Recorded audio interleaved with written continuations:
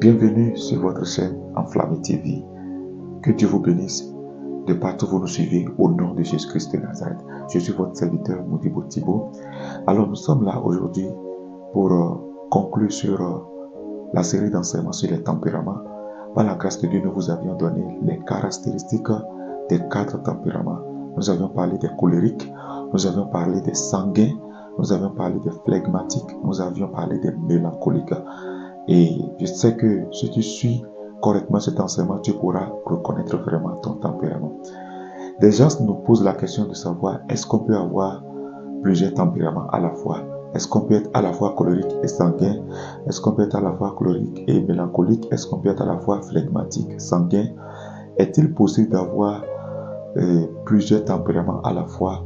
La réponse à cette question, c'est qu'il n'est pas possible. La réponse est non.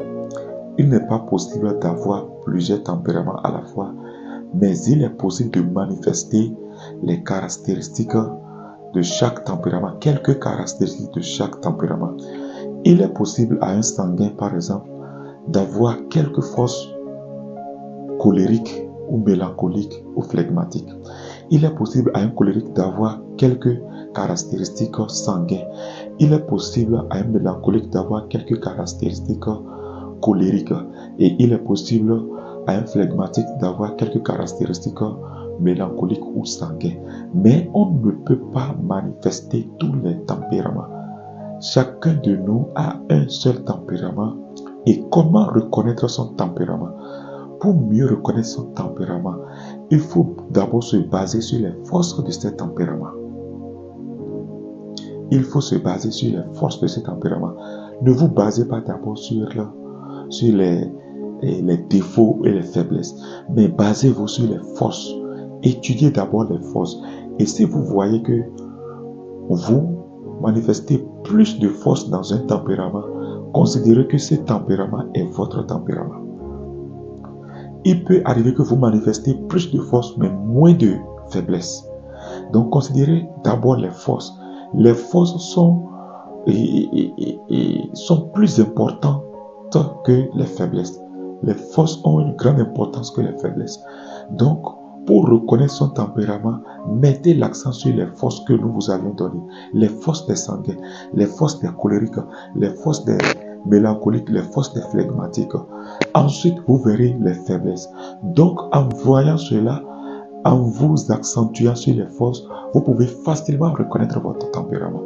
Voilà la meilleure manière de reconnaître son tempérament. Donc, et du côté des faiblesses, lorsque vous arrivez à avoir les faiblesses, certaines faiblesses, vous devez prier et demander à Dieu que le Seigneur vous aide à pouvoir vraiment savoir comment gérer ces faiblesses, afin que ces faiblesses ne soient pas au-dessus de vous, mais que les forces soient au-dessus de vous. Votre prière doit être que vos faiblesses soient en dessous et que les forces soient au-dessus. Parce qu'on reconnaît le tempérament premièrement par les forces. Donc considérez les forces de ce tempérament et vous pouvez facilement reconnaître votre tempérament.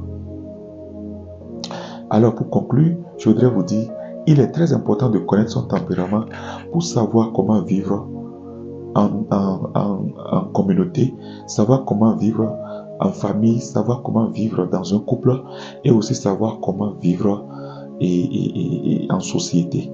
Donc c'est pourquoi il est important de connaître son tempérament, très très important. Alors connaître son tempérament vous permettra de savoir quel partenaire choisir. Je parle de célibataire.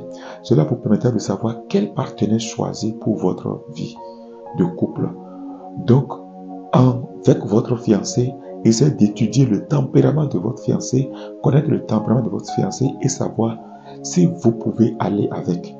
Si vous pouvez aller avec feu vert. Si vous ne pouvez pas aller avec, mieux vaut rompre le plus tôt. Donc, connaître son tempérament vous permettra de savoir aussi vivre en couple. Pour ceux qui sont déjà mariés, c'est facile maintenant de savoir que votre mari votre conjoint est sanguin, votre conjoint est colérique, mélancolique ou flegmatique, cela vous permettra de savoir comment vivre avec votre conjoint. Ça vous permettra aussi de savoir comment vivre en société avec vos employés. Je parle des chefs d'entreprise. C'est important de connaître les tempéraments de vos employés et savoir comment vivre avec eux. C'est important de connaître les tempéraments de vos membres de groupe et savoir comment vivre avec eux. Que le Seigneur vous bénisse abondamment. Voilà là où nous allons nous arrêter pour les tempéraments. Si vous êtes bénis, je voudrais vous demander, chacun de vous n'a qu'à écrire en inbox son tempérament. Si vous avez pu détecter votre tempérament, dites-nous en inbox, dites-nous dans les commentaires plutôt, dites-nous dans les commentaires votre tempérament et cela fera du bien à chacun de nous. Que Dieu vous bénisse. Continuez à vous abonner et très bientôt un merveilleux enseignement est en cours. Une série d'enseignements formidables est en cours. Restez connectés. Soyez à l'écoute sur votre chaîne Enflammé TV de Modibo Ministries. Vous êtes bénis abondamment d'où vous nous suivez. Demeurez bénis et que la paix de Dieu soit sur vous. Au nom du Père, du Fils et du Saint-Esprit. Amen, amen, amen. Ciao, ciao.